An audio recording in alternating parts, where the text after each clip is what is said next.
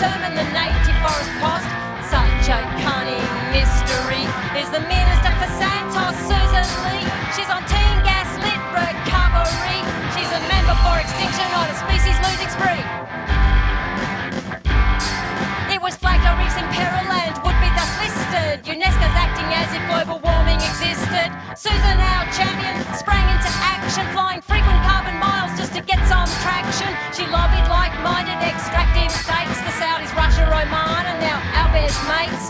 They saved us from the immeasurable grief of an endangered listing to our beloved reef. Super Sussan Ley, she's on a 360,000 plus salary. She's another taxpayer-funded subsidy to the fossil fuel industry.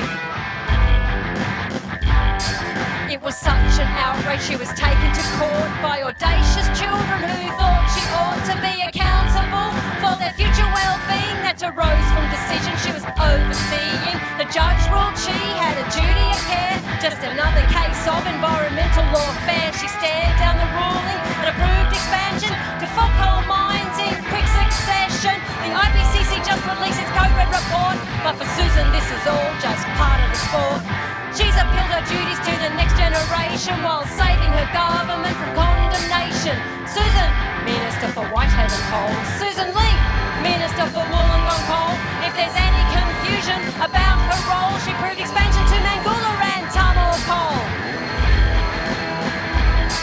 It's as Minister for Koalas that she proves herself.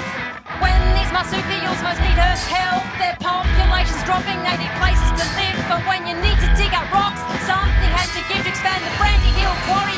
52 hectares will be lost to koalas, as if anyone cares.